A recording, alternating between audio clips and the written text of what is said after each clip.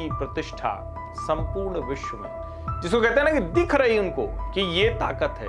कांग्रेस अब उस स्थिति में पहुंच चुकी है, हम लोग अक्सर बात करते चले आ रहे थे कि वो कई बार मुस्लिम लीग बनती दिखाई पड़ती है। राहुल गांधी तो हमारे अपने नेता प्रतिपक्ष हैं, और जब वो ये कहने लगते हैं कि हमारे कितने झटके, जो कुछ बयानवीर पैदा हुए हर पक्ष से, उन पर कार्रवाई कब? हमारे यहाँ इस तरह से नहीं होता है कि युद्ध हारे और उसको फील्ड मार्शल बना दें और एक और बिल्ला उसको पहना दें। ऑपरेशन सिंदूर की लालिमा तो पूरी दुनिया ने देखी है, लेकिन जो लाल आतंक की जो कालिमा थी उसको कैसे मिट्टी में वाकई मिला दिया गया है। वो आतंकवादी मारे गए जिन्होंने अलग अलग समय में भारत को लहूलुहान करने की, भारत की आत्मा पर चोट पहुंचाने की, भारतीयों का जीवन लेने की कोशिश की थी। देश के खिलाफ, देशवासियों के खिलाफ बंदूक चाहे बाहर से उठे चाहे अंदर से उठे, गोली उसके माथे पर धसेगी। नमस्कार, मैं हर्षवर्धन त्रिपाठी। नमस्कार, मैं हूं राजकिशोर। राज की बात हर्ष के साथ के इस वाले एपिसोड में हम लोग पूरी तरह से 3 मुद्दों पर बात करेंगे। एक मुद्दा जो सबके मन में है, जो बहुत साफ साफ दिख रहा है कि एक ऑपरेशन सिंदूर होता है, भारत की प्रतिष्ठा दुनिया में बढ़ती है, लेकिन हमारा विपक्ष कुछ आक्रामक है। कुछ सवाल उसके जायज हो सकते हैं, लेकिन क्या सवाल जो पूछ रहा है उससे देश का विमर्श कमजोर हो रहा है? इस पर थोड़ा बातचीत करेंगे, समझेंगे। दूसरा एक जो बड़ा मुद्दा है, अमित शाह जिन्होंने लक्ष्य लिया था 31 मार्च 2026, ये जो नक्सलवाद कहा जाता है, हालांकि नक्सलवाद जैसी कोई चीज है नहीं, क्योंकि नक्सलबाड़ी से नक्सलवाद हो गया, मूलतः वो माओवादी आतंकवाद है। वो समापन हो रहा है, वो खत्म हो रहा है, वो पूरी तरह से ध्वस्त किया जा रहा है। तो सीपीएम क्यों परेशान हो गई, तो इसको भी जरा बात करेंगे। और तीसरी महत्वपूर्ण बात, वो हालांकि उसका निर्णय आना है, सर्वोच्च न्यायालय को निर्णय करना है, लेकिन उस पर भी बात करेंगे कि वक्फ को लेकर ठीक उसी तरह का व्यवहार क्यों विपक्ष कर रहा है, विपक्षी नेता कर रहे हैं। और सिब्बल साहब तो जाहिर है ऐसे ही बाबरी के मामले में भी कोर्ट गए थे, तो ऐसा क्यों कर रहे हैं? तो शुरुआत मुझे लगता है राजकिशोर, शुरुआत तो उसी से करनी चाहिए जो सबसे बड़ा मुद्दा है, भारत की प्रतिष्ठा संपूर्ण विश्व में, जिसको कहते हैं ना कि दिख रही उनको कि ये ताकत है। सुपर पावर हम भले न हों, अभी कई पैमानों पर हम पीछे हैं, अभी हम डेवलप्ड नेशन नहीं हुए, लेकिन हमारी जो ताकत है उसने तुर्की, चाइना और अमेरिका की संयुक्त जो आयुध क्षमता थी उसको ध्वस्त किया है। उसके बावजूद उन सब पर बात न करके हमारे नेता प्रतिपक्ष राहुल गांधी वो पूछ रहे हैं कि हमारे कितने जेट गिरे, क्या हमारा विदेश मंत्री पाकिस्तान का मुखबिर जासूस है। कनफुसकी जैसे मीम बनाए जा रहे हैं।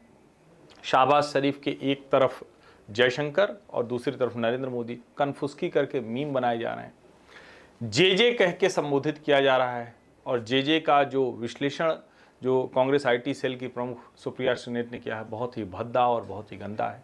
क्या चल रहा है आपको, मतलब ये किस तरह से दिख रहा है, और क्या ये सब होना चाहिए था? नहीं, होना तो खैर बिल्कुल नहीं चाहिए था, ये तो जो कर रहे हैं उनको भी पता है हर्षवर्धन। लेकिन अब मुझे लगता है कि कांग्रेस अब उस स्थिति में पहुंच चुकी है, हम लोग अक्सर बात करते चले आ रहे थे कि वो कई बार मुस्लिम लीग बनती दिखाई पड़ती है, लेकिन कांग्रेस बनती नहीं दिखाई पड़ रही है। कांग्रेस को अब कुछ समझ में नहीं आ रहा है कि आखिर उसका वैचारिक धरातल क्या है, वो करे क्या। क्योंकि भारतीय सेना ने जो कुछ किया है, जिस तरीके से भारतीय कूटनीति का परचम फहरा रहा है, जो नैरेटिव वॉरफेयर की जो बहुत बात होती है ना, उसको जरा थोड़ा पीछे छोड़िए, किनारे रखिए। ये देखिए कि हमने किया क्या है, दुनिया क्या मान रही है।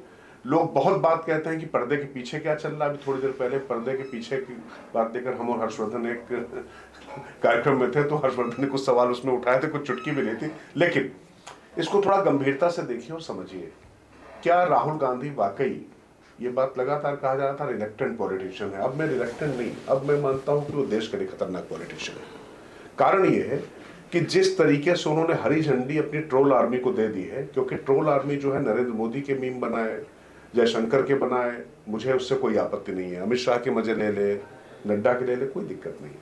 अब वो क्या कर रहे हैं, जो सवाल पाकिस्तान पूछ रहा है उसको एम्पलीफाई कर रहे हैं, और यहां पर उसको और ज्यादा इको करने की कोशिश कर रहे हैं। अच्छा ये बताइए कि हमारे कितने विमान गिराए हैं, क्या उनको पवन खेड़ा, सुप्रिया सुनेत को वहां पर पेशकश लेकर उनको ठीक करने भेजेंगे? कितने गिरे, क्या करोगे जान के बताओ ना। अभी जो है संसद में जब विदेश मंत्रालय की जो संसदीय समिति है उसकी बैठक हुई, उसमें विदेश सचिव ने सारी बातें बता दी। एस जयशंकर के जिस बयान पर बातें हो रही हैं कि हमने पहले बता दिया, बाद में बता दिया, क्या मूर्खतापूर्ण बातें हैं। मतलब मैं वाकई हर्षवर्धन कई बार, मतलब राहुल गांधी की मूर्खता को तो खैर बलिहारी है ही, उनकी पार्टी जो वो मूर्खता करेंगे तो साहब क्या बचा के मारा वाली चापलूसी है। लेकिन जो हमारे तुम्हारे जैसे कुछ तथाकथित पत्रकार हैं, वो जब इसके साथ में जुड़ते हैं तो ये जरूर समझ में आता है कि यार ये इकोसिस्टम है तो बड़ा खतरनाक है। और ये कहीं ना कहीं वो ज्योति मल्होत्रा अभी एक तो पकड़ी गई है, उसके साथ 4-5 और पकड़े गए, लेकिन कहीं ना कहीं अंदर जो कमलेश्वर की किताब थी ना, कितने पाकिस्तान, ये पता नहीं कितने पाकिस्तान लोगों के दिल में बसे हुए कि पाकिस्तान जो कह रहा है और जो भारत के खिलाफ कह रहा है वही ठीक मानेंगे। लेकिन वहां पर नजम सेठी क्या कह रहा है, जो वरिष्ठ पत्रकार है, वहां पर चीख चीख के मरियम नवाज क्या कह रही है, वो नहीं सुनेंगे। उनको सुनना सिर्फ वही है क्योंकि ये लोग हीनता बोध से ग्रसित, और भारत जिस तरीके से अपना वैभव पा रहा है, अपनी पराक्रम का और अपनी शक्ति का जो उसने दिखाया। हर्षवर्धन ने एक बहुत महत्वपूर्ण बात शुरुआत में कही, उस पर ध्यान दीजिएगा।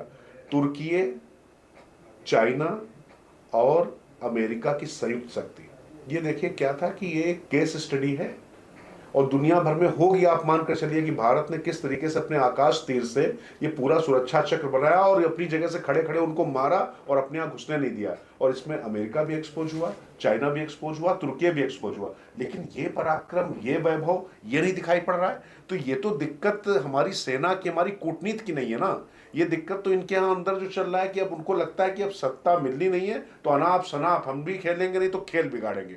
अरे यार, देश खेल नहीं है, आपको खेलने तो नहीं देगी पब्लिक। नहीं, देना भी नहीं चाहिए। और इसको मैं बार बार समझाता हूं कि भाई कितना भी मजबूत व्यक्ति हो, कमजोर से कमजोर व्यक्ति की वो पिटाई करे तो 2-4 हाथ 2-4 जगह लग ही जाता है। अपने से भी चोट लग गई, कट गया, कुछ हो गया, तो क्या अपने घर का आदमी ये कहेगा कि अच्छा तुम्हारा कैसे नुकसान हो गया, जरा बताओ किस तरह का हो गया, ये बताओ? ये कोई करेगा क्या? या ये नैरेटिव कहेगा कि अरे भैया हमारे भाई ने जाके गधे की तरह पीटा उसको, बहुत बदमाशी कर रहा था, एकदम पीट के रद्द कर दिया। हमारा नैरेटिव तो यही होना चाहिए ना। राहुल गांधी तो हमारे अपने नेता प्रतिपक्ष है ना, और जब वो ये कहने लगते हैं कि हमारे कितने जट गए, उनसे मतलब सीखना चाहिए, या कहें कि कम से कम इस चीजों में तो समझ लेना चाहिए। प्रियंका चतुर्थी कह रहे मान लो हमारा विमान कोई गिरा होगा, हम फिर बना लेंगे, हम सक्षम लोग हैं, समर्थ लोग हैं। हम पाकिस्तान की तरह थोड़ी ना है कि 4 दिन की लड़ाई में उनके एयरबेस खत्म हो गए, 11 एयरबेस खत्म हो गए। और मुझे लगता है कि जिस तरह के रणनीतिक कौशल का परिचय भारत ने दिया, यह भी कमाल है। आप 4 दिन में यह स्थिति कर लें। अच्छा चलो मान लिया जो विपक्ष का नैरेटिव है कि नहीं नहीं हमने किस वजह से, हमारी कोई मजबूरी, हमारी मजबूरी रही होती तो पाकिस्तान कोई युद्ध विराम करता, वो चढ़ नहीं जाता, हमारी मजबूरी कोई रही होगी। और हम चूंकि इस स्थिति में, और मैं एक बात और समझाता हूं, जब बड़े लोगों के बीच में झगड़ा हो तब तो बात अलग होती है, लेकिन अगर एक छोटे और बड़े के बीच में हो तो अक्सर जो बड़े लोगों का दूसरा समूह होता है वो छोटे के ही पक्ष में जाता है। तो पाकिस्तान को सहला रहा है अमेरिका, पाकिस्तान को सहला रहा है चाइना। और मैं बार बार ये सवाल करता हूं कि भाई फिर तो चाइना के विदेश मंत्री से पूछा गया तो उन्होंने कहा हमारे लिए न्यू दिल्ली इस्लामाबाद दोनों एक जैसे हैं। क्या ऐसा है क्या? ये सारी की सारी राजनयिक की भाषा होती, डिप्लोमेसी की भाषा होती। ऐसे ही अलग अलग जगह से आप देखें। और देखिए यहां एक बात और समझना बहुत जरूरी है, डोनाल्ड ट्रंप के लिए शायद बहुत हड़बड़ी का समय है, बहुत जल्दबाजी का समय है। उनको कोई साख, कोई उनको एक कहे कि भरोसा उनका कोई नहीं करने को तैयार है। और इसलिए वो कोई तो श्रेय दे दो भैया, हमने परमाणु युद्ध रुकवा दिया, हमको श्रेय दे दो, हमने ट्रेड डील करा दी, हमको श्रेय दे दो। वो ट्रेड डील अमेरिका इजराइल को भी दे रहा था, वही अमेरिका ट्रेड डील रशिया को भी दे रहा था, यूक्रेन को भी दे रहा था, कोई नहीं लेने को तैयार है। और भारत के साथ उन्होंने ट्रेड डील करने की कोशिश 16 से 20 में भी की थी, फिर 20 से 24 में जो बाइडेन ने भी की थी, और 24 के बाद फिर वो आए हैं तो कर रहे हैं। लेकिन नरेंद्र मोदी ने भारत के हितों को जरा सा भी कॉम्प्रोमाइज नहीं किया, समझौता नहीं किया। यह भी एक बड़ी वजह है कि डोनाल्ड ट्रंप एक तरह से भारत को कमतर दिखाने की कोशिश करते हैं। लेकिन यहां इसका दूसरा पहलू भी देखिए ना, भारत का विदेश मंत्री, भारत का विदेश सचिव, भारत के विदेश मंत्रालय के प्रवक्ता, वो डोनाल्ड ट्रंप को शहबाज शरीफ के बराबर लाके खड़े कर दे रहे हैं बिना नाम लिए। और मुझे लगता है यह डिप्लोमेसी भी इतिहास में याद की जाएगी। और एक बात जरूर मैं कहूंगा, चर्चा करिए ना, अब राहुल गांधी खूब पूछ रहे हैं तो 1971 की याद खूब दिलाई जा रही है। वो इंदिरा गांधी का मीम बनाया गया कि नरेंद्र तुम डर क्यों गए, तुम भाग क्यों गए, डरा भागा कौन, ये सब जानते हैं। लेकिन जब वो मीम बनाएंगे तो पूछा जाएगा कि 93,000 सैनिक जब हमने पकड़ लिए थे, बंदी बना लिए थे, तो अपने जो युद्धबंदी थे उनको भी हम क्यों नहीं छुड़ा पाए। जब 93,000 सैनिक थे तो हम पीओजे के क्यों नहीं ले पाए? और अब तो सब कह रहे हैं भारत की सारी समस्या भारत के विभाजन से शुरू हुई, तो क्या नेहरू जिम्मेदार नहीं थे? नेहरू जिम्मेदार थे तो उसके बाद हमारा अपना हिस्सा हमारे पास रहे, क्या वो वापस हम ले पाए? पीओजेके से लेकर सारी चीजें, फिर जितने युद्ध हुए हमारा हिस्सा जो चला गया वो उसकी चर्चा हम क्यों नहीं करते? और इंदिरा गांधी शिमला में कौन सी चीज पर उस वक्त बेनजीर भुट्टो उधर से सक्रिय थी, इधर से संजय गांधी सक्रिय थे, वो भी किससे खूब चलते हैं। तो सवाल ये है कि ये जो उधर का एक परिवार है और इधर का एक परिवार है वो क्या कर रहे थे? और फिर बीच में अब्दुल्ला परिवार की परंपरा आती है जो 370 का भी एक लंबे समय तक एक कोढ़ रहा, एक जिसको कहें कि कलंक के जैसा रहा, अनकॉन्स्टिट्यूशनल है।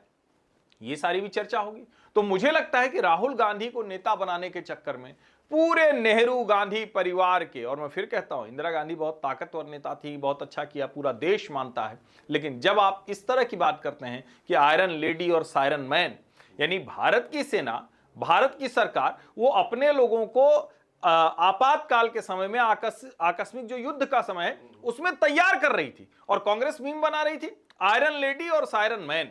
तो मुझे लगता है कि ये देश के लोगों को बहुत अच्छे से जानना चाहिए। और मैं फिर कह रहा हूं सवाल पूछना चाहिए, वो सवाल हम लोग हर बार पूछते हैं, फिर दोहरा रहा हूं, पहलगाम के चारों आतंकी कब पकड़े जाएंगे?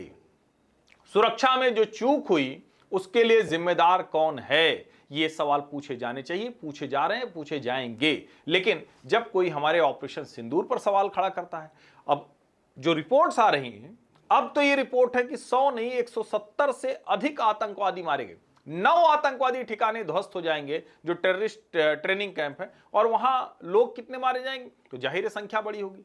जो पाकिस्तानी सेना के लोग थे, एयरबेस पर हमला हुआ, वो मारे नहीं गए होंगे ऐसा नहीं हो सकता, लेकिन एक डिप्लोमेटिक लैंग्वेज होती है।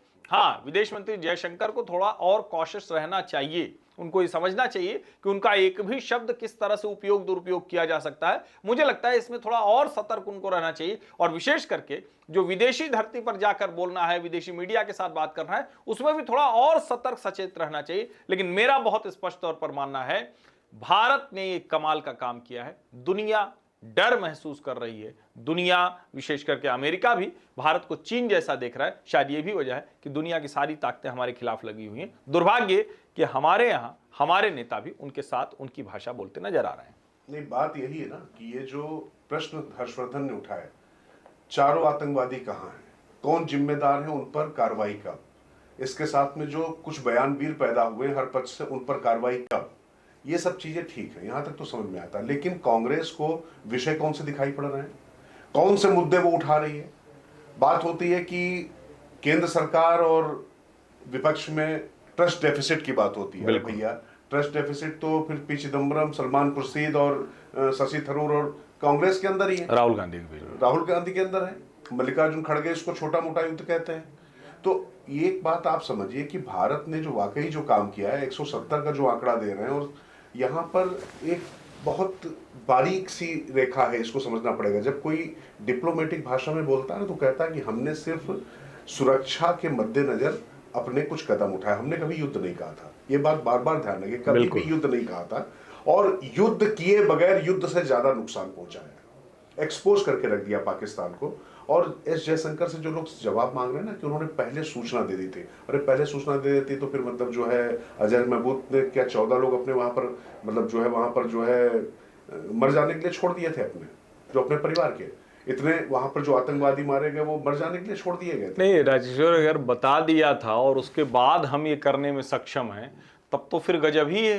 तो इसको ऐसे मान लिया जाना चाहिए कि उनको लगता था कि भाई 26/11 हम करके चले आए, हाँ, ये लोग तो कुछ कर नहीं पाए। तो ये तो आपने परिपाटी ऐसी दी है ना, क्योंकि 26/11 के बाद जिन लोगों ने 71 तो बहुत पुराना चले गया हर्षवर्धन, 26/11 के बाद 2008 में, उसके बाद शर्मलेख 2009 में आप करते हैं, बिल्कुल, और वहां पर उसको पाकिस्तान को आतंकवाद से पीड़ित देश बताकर चले आते हैं। शर्मनाक है भाई ये, इस तरीके की डिप्लोमेसी जिन लोगों ने की हो। और जो अभी सवाल 71 में उठ रहा था, देखिए हर समय बहुत सी परिस्थितियां होती, बहुत से मामले होते हैं। उस समय रशिया अड़ गया था कि अभी पीओजेके पर बात नहीं करनी है, तो आप रशिया से दब गए थे। अब 3 बार उसने अगर वीटो लिया था आपके लिए यूनाइटेड नेशन में, तो फिर उसकी बात आपको माननी पड़ेगी। मैं फिर कहता हूं कि जो राहुल गांधी और जो कांग्रेस जो धृष्टता कर रही है, ये क्या कर रही है कि जो तमाम पूर्व की उपलब्धियां भी हैं उनको भी इस तरीके से अगर आप सवाल उठाएंगे। अच्छा, ये सारी जो समस्याएं सामने आ रही हैं, शासन आपका था, आपके पूर्वजों ने फैसले लिए हैं, तो उनको भी आप कटघरे में खींच रहे हैं ना। और आज की तारीख में तो जब हर्षवर्धन, जब एस जयशंकर ने वहां पर जब दिया अपना इंटरव्यू डच टीवी को, तो उसमें तो साफ साफ कह दिया ना वहां पर कि हमारे पास तमाम मुल्कों के आए थे। बिल्कुल। सबने कहा था कि भाई 2 न्यूक्लियर शक्ति संपन्न देश हैं। और यहां पर एक बात ध्यान रखिएगा, न्यूक्लियर को लेकर हमने पिछली बार लंबी चर्चा की थी किराना हिल्स को लेकर। दोनों मुहाने बंद कर दिए गए और अभी तक वहां पर क्या हो रहा है कोई बात नहीं कर पा रहा है। अमेरिका और वो जो है तमाम जगह, इजिप्ट से बोरन वोरन सब जगह वहां पर आ रहा है, उस पर नहीं जाता हूं। लेकिन ये जब साफ साफ देश का विदेश मंत्री कह रहा है कि तमाम लोग के आए थे फोन, लेकिन उसके बाद हमने ये कहा कि जिसको समस्या वो बात करें, और जब तक वहां के लोग बात नहीं करेंगे तब उनके डीजीएमओ ने बात की, तब उसके बाद बात की गई। अच्छा, ये जो बताने की बात होती है, आप 91 ये सब चीजें आप जाने दीजिए। हमने जब कहा कि हम आतंक के जो आपके जो ठिकाने उनको नष्ट करेंगे, हमने नष्ट करके अपनी ताकत दिखा दी। उसके बाद जब उन्होंने ड्रोन भेजे तो हमने उनका एयर डिफेंस सिस्टम से लेकर उनका जो तमाम जो प्रतिष्ठान थे उनको ध्वस्त करके रख दिया। अब आप एक बात जानते हैं, मतलब आप छोड़ दीजिए ऑस्ट्रिया वाले जो टॉम है या हैबर हैं, इन सबको स्पेंसर हैं, इन सब की जो रिपोर्ट्स अगर आप पढ़ेंगे देखेंगे, जो बड़े डिफेंस एनालिस्ट माने जाते हैं उनके हिसाब से पाकिस्तान इतना ज्यादा पीछे जा चुका है इस लिमिटेड कार्रवाई में। और सोचिए कि ये कितना समय लगा होगा। ये कोई श्रेय नरेंद्र मोदी सरकार से छीन नहीं सकता हर्षवर्धन, कि उन्होंने पिछले 7-8 सालों में कैसे ये सुरक्षा कवच तैयार किया और प्रिपेयर्डनेस। मैं एक बात इसको कह रहा हूं, देखिए ये जो छीन नहीं सकता वाला शब्द अब हम लोग छोड़ दें। क्या इंदिरा गांधी से इस देश ने श्रेय छीनने की कोशिश की थी? नहीं की। नहीं, ये कर रहे हैं ना, इसलिए मैं कह रहा हूं। और ये जो कोशिश कर रहे हैं, जरा सोचिए आप, प्रधानमंत्री नरेंद्र मोदी हैं, भारत में कोई मिलिट्री शासन, कोई डिक्टेटरशिप रूल नहीं है। भारत में सेना जो भी करती है वो हमारी जनता की ही सेना के तौर पर है। सेना की जनता नहीं होती, हम पाकिस्तान नहीं है। हमारे यहां इस तरह से नहीं होता है कि युद्ध हारे और उसको फील्ड मार्शल बना दें और एक और बिल्ला उसको पहना दें। हमारे यहां नहीं होता है। और जाहिर है जब नरेंद्र मोदी की अगुवाई में ये जोखिम लिया गया, जब 22 अप्रैल को घटनाक्रम हुआ पहलगाम में, जहां धर्म पूछकर मारा आतंकवादियों ने, तो सवाल किस पे उठाया था? उसके बाद सवाल तो उसी पर था। जब उस व्यक्ति पर सवाल है तो उसी व्यक्ति के माथे पर श्रेय भी जाएगा। 370 समाप्त करने के बाद कश्मीर को जिस तरह से बेहतर करने की कोशिश हुई और जो करके दिखाया, और मैं फिर कह रहा हूं, इस सरकार ने बहुत योजनाबद्ध तरीके से जो बरसों के जख्म थे, नासूर बन चुके जो जख्म थे, उनको ठीक करना शुरू किया राजकिशोर जी। और मैं इसीलिए कह रहा हूं कि जो अगर आप ध्यान से देखें, इस दौरान भी जो चाहे तेलंगाना और छत्तीसगढ़ और महाराष्ट्र का जो त्रिकोण जिसको कहा जाता है, वहां जो लाल गलियारे में जो कुछ हो रहा था वो चाहे हो रहा हो, चाहे पूर्वोत्तर में जो कुछ हो रहा हो, भारत में ये जो युग है इसको भारत की पुरानी समस्याओं को खत्म करने के तौर पर देखा जाएगा। अब वो जो माओवादी आतंकवाद है वो भी तो आखिरी सांसें गिन रहा है। बिल्कुल, ऑपरेशन सिंदूर की लालिमा तो पूरी दुनिया ने देखी है, लेकिन जो लाल आतंक की जो कालिमा थी उसको कैसे मिट्टी में वाकई मिला दिया गया है। और मैं जब आपसे कह रहा हूं मिला दिया गया है, तो जो 31 मार्च 2026 का जो टाइम लिमिट रखी थी अमित शाह ने, मैं मानता हूं कि ये साल का अंत खत्म होते होते हो गया। कैसे? बसव राजू, ये नाम आपको पिछले कुछ दिनों से सुनने में मिल रहा होगा। ये सिर्फ सीपीआई माओइस्ट का कमांडर नहीं था मात्र, ये नंबर 1 पोस्ट है वहां पर, आप समझिए जनरल सेक्रेटरी। और इसके साथ ही ये डिफेंस कोर था। इससे पहले वाला जो गणपति अभी जीवित बचा हुआ जो मार्गदर्शक मंडल में है, वो डिफेंस वाला नहीं था। और ये जो सबसे उनकी लड़ाकू टुकड़ी थी, और उनको मारा किसने? हर्षवर्धन। हमारी सेंट्रल फोर्सेस की जरूरत नहीं पड़ी। जो वहां के स्थानीय लोग थे, जो पूर्व नक्सली थे, डीआरजी जिसको बोलते हैं, डिस्ट्रिक्ट रिजर्व गार्ड, वो 1100 लोगों की जो पूरी पलटन थी उसने घेरेबंदी की और उसने बसव राजू को मार गिराया। बसव राजू जानते हैं कौन है? हमारे जो 76 जो सीआरपीएफ के जवान थे उनको मारने वाला ये दुर्दांत हत्यारा। इसने झीरम घाटी का जो पूरा, जिसमें कांग्रेस के भी कई नेता मारे गए थे, बिल्कुल, उसने इस कांड को अंजाम दिया था। 2002-3 आप अगर गिनना शुरू करेंगे तो भारतीय जनता पार्टी के एक मंत्री थे, नेता थे, 5 लोग एक साथ मारे गए थे। इस तरीके से इसने पूरा वहां पर मचाकर रखा हुआ था, हम अभेद हैं, तो उसको भेद दिया गया है। और ये ध्यान रखिए, ये जितनी समस्या घातक ये एलओसी वाली है, उससे कम समस्या नहीं थी, वो तो फिर भी सीमा पर थी, ये हमारी छाती पर थी। उससे बहुत बड़ी थी। 126 जिले आपके देश में उस तरह से नक्सल से, इस माओवाद से बहुत बुरी तरह से, और वो अपनी सत्ता चलाते थे। और देखिए, आपने कहा तो फिर मैं याद दिला दूं, हम लोग जो अभी बात कर रहे थे, जो हमने 9 आतंकवादी ठिकाने उड़ाए थे ऑपरेशन सिंदूर में, मसूद अजहर के परिवार के लोग 14 लोग मारे गए, ये तो एक बात है।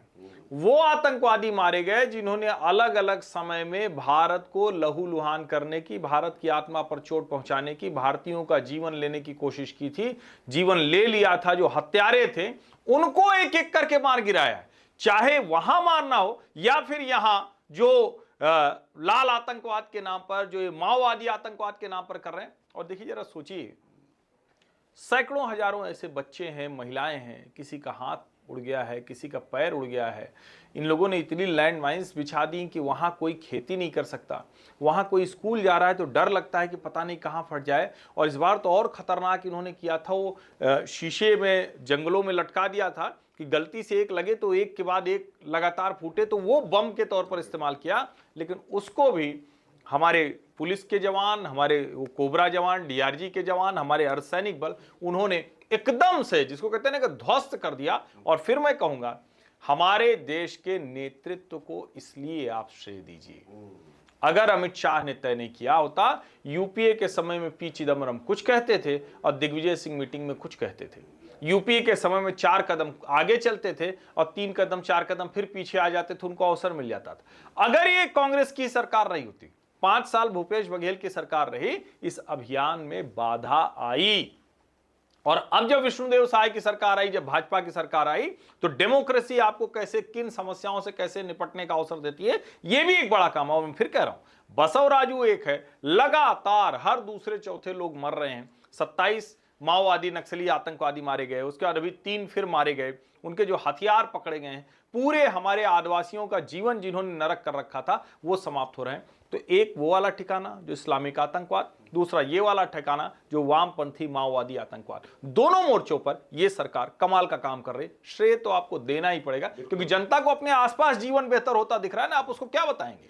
दरअसल इसका सबसे बड़ा जो संदेश जा रहा है हर्षवर्धन, मुझे लगता है जो हर व्यक्ति समझ रहा है, वो सबसे बड़ी बात यह है कि देश के खिलाफ, देशवासियों के खिलाफ बंदूक चाहे बाहर से उठे चाहे अंदर से उठे, गोली उसके माथे पर धसेगी, सीने पर उसके गोली चलेगी। और ये जो बात कह रहे हैं राजनीति ने कितना नुकसान किया है, आप याद करिए कि डॉक्टर रमन सिंह जब वहां पर चीफ मिनिस्टर थे और यहाँ पर केंद्र में चाहे चिदम्बरम रहे हो, चाहे पाटिल रहे हो या शिंदे रहे हो, उस समय पूरा सामूहिक ये कहते थे, भारतीय जनता पार्टी के जो मुख्यमंत्री थे, और वहां पर अगर मान लो तेलंगाना में भी थे जो लोग, वो लोग ये बात करते थे कि ये राष्ट्रीय समस्या है, प्रदेश की समस्या नहीं है, सबको मिलकर काम करना पड़ेगा। लेकिन भूपेश बघेल ने क्या किया? भूपेश बघेल ने आते ही आते सबसे पहले तो वहां से चौकियां हटवा दी। जो सीआरपीएफ के जो कैंप बनने होते थे उसमें तक आफत मचाई उन्होंने। स्थिति ये थी। और जैसे ही अभी क्या स्थिति है, विष्णुदेव साय, ये छोटी बात लग रही है कि वहां पर अबूझ माड़ में जाकर विजिट करके आ रहे हैं। अरे भाई साहब, ये मतलब आप कलेजा देखिए, ऐसे नहीं तैयार हुआ है। हमने जो वहां पर जो व्यवस्था कर रखी, इतना पूरी तरीके से चाक चौबंद कर दिया, क्योंकि आप ध्यान रखिएगा वहां पर किसी को भी समझ में नहीं आता है। उस टेरेन में बहुत ज्यादा जाने का मेरा अनुभव रहा है, मैं आपको बता सकता हूं मौत किस तरफ से आएगी आपको समझ में नहीं आता था। ऊपर नीचे आगे पीछे कहीं से भी कोई भी वहां पर कब आपको मार दे। लेकिन अभी वहां पर मुख्यमंत्री जा रहे हैं, गृह मंत्री जा रहे हैं, वहां रुक रहे हैं। गृह मंत्री अमित शाह, वहां के गृह मंत्री विजय शर्मा और मुख्यमंत्री विष्णुदेव साय वहां रात रुक रहे हैं। जिन जगहों पर कहा जाता था कि यहाँ तो दूसरे का शासन चलता है, लेकिन आप जो कह रहे हैं कि गोली तो लगेगी, बंदूकें छोड़, आप कह रहे हैं कि गोली तो लग रही है, लेकिन पता नहीं किसके गोली लग रही है। वो सीपीएम के महासचिव हैं एमए बेबी, बेबी से मत कंफ्यूज होइएगा, उनकी उम्र बहुत ज्यादा है, 70-80 साल के हैं, कुछ 80-80 साल है शायद। तमाम लिबरल के बेबी है ना, तो एमए बेबी उनका नाम है।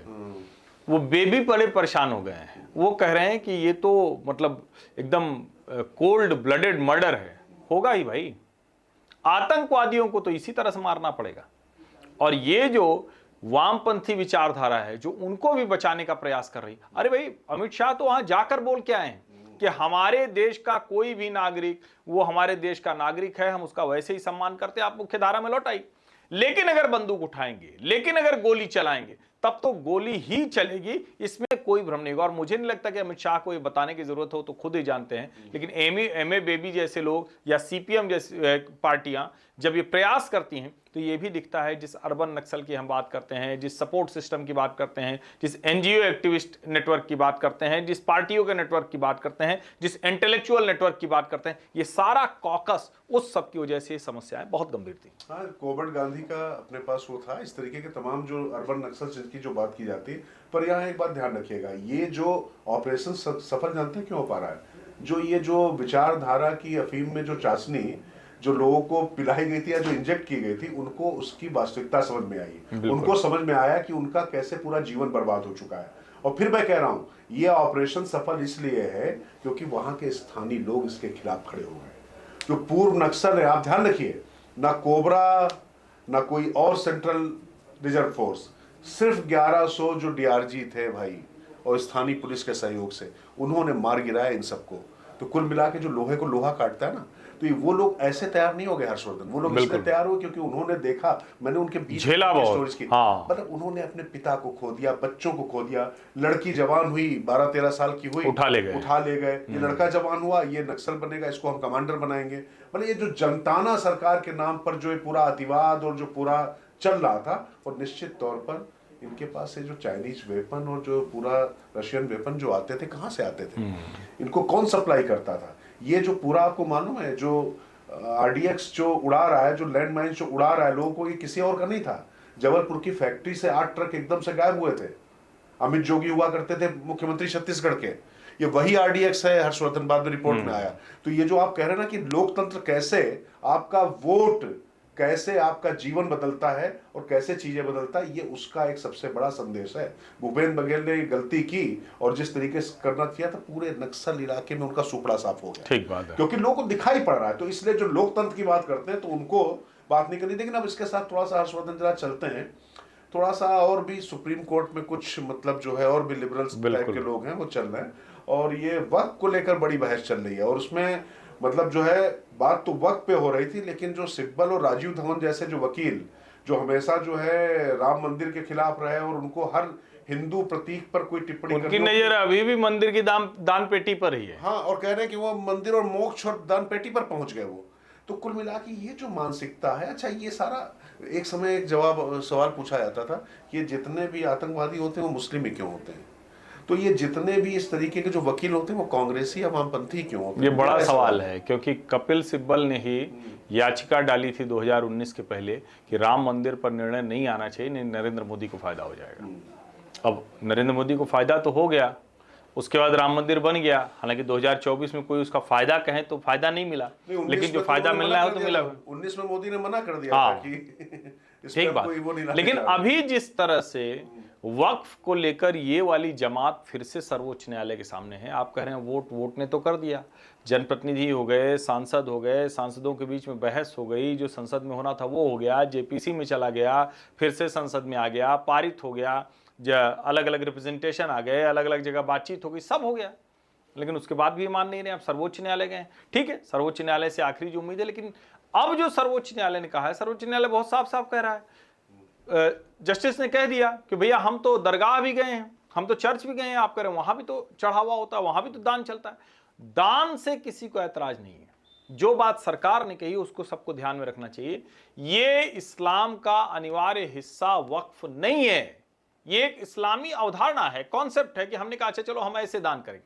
लेकिन ये सवाल उठेगा, आप जब कहें कि हमने सब दान कर दिया, हमने सब वक्फ कर दिया, औकाफ कर दिया, तब तो ये सवाल भी उठेगा ना कि हिंदुस्तान में हिंदुओं की जो भूमि थी, भारत जो भूमि थी, उसमें कहां से ऐसी जमीन आई? फिर आप कहेंगे कि ये तो बाद में हुआ। तो अगर ये बाद में हुआ तो फिर ये कैसे आप कह सकते हैं कि जो अल्लाह के नाम पर एक बार चला गया वो जमीन वापस नहीं आ सकती? और सरकारी कब्जा कैसे, सरकारी जमीन पर कैसे कब्जा करके आप कहेंगे कि ये अल्लाह के नाम पर दे देंगे? तो ये भी कहा जाता है ना भैया, पाक जमीन होनी चाहिए, अपनी कमाई से खरीदी होनी चाहिए। तो ये वक्फ बाय यूजर कैसे हो सकता है कि हम 20 लोग जाकर नमाज पढ़ने लगे किसी एक जगह, उसके बाद हमने कहा ये वक्फ बाय यूजर हो गया? मुझे लगता है कि ये सारे बड़े सवाल हैं। उम्मीद हम करते हैं, चूंकि अब सर्वोच्च न्यायालय ने निर्णय रिजर्व रखा हुआ, उम्मीद हम करते हैं कि इसका जो निर्णय आएगा वो हर तरह की सफाई करेगा। लेकिन एक सफाई आपके दिमाग में भी हो, कौन लोग हैं जो खड़े हुए हैं? वो चाहते क्या हैं, वो देश में इस तरह की मुश्किलें क्यों बढ़ाए रखना चाहते हैं, वो देश में हिंदू मुसलमान के बीच संघर्ष क्यों कराए रखना चाहते हैं, उनकी कौन सी राजनीति है, ये भी ध्यान रखना बहुत जरूरी है। अच्छा, यहाँ पर एक छोटी सी बात, थोड़ा सा अतीत में ले जाके एक चीज आपको समझानी होगी। हमारे यहाँ जब चकबंदी और तमाम चीजें हुई थी तो जमीनों को जब बराबर किया गया तो वो क्यों करना पड़ा था, और ये पाकिस्तान नहीं कर पाया, हमने किया। ये मूल अंतर समझिएगा, हमने किया तो हमारे यहाँ नीचे रिसोर्सेज बटे और उसका फायदा देश को होता दिखाई पड़ा। ये वक्त वही अवधारणा दिखाई पड़ रही है यहाँ पर, वो जो कब्जे वाली है ना, कि ज्यादा से ज्यादा कब्जा करके, और इसका बहुत बार आपको आंकड़े बता चुके हैं कितना मुसलमानों को फायदा मिला, किसको कितना मिला। एक पूरा एक कॉकस है, कुछ परिवार है जिनको ये फायदा मिलता है, और जो वोटों की ठेकेदारी लेते हैं। और ये जो इतने बड़े बड़े वकील खड़े हो गए ना, ये कोई निष्ठा के लिए नहीं खड़े हो गए, ना चर्चा के लिए खड़े हो गए, खर्चा तगड़ा मिल रहा है, मोटी रकम मिल रही है, इतनी कि जिसकी हमको और आपको कल्पना भी नहीं हो सकती है।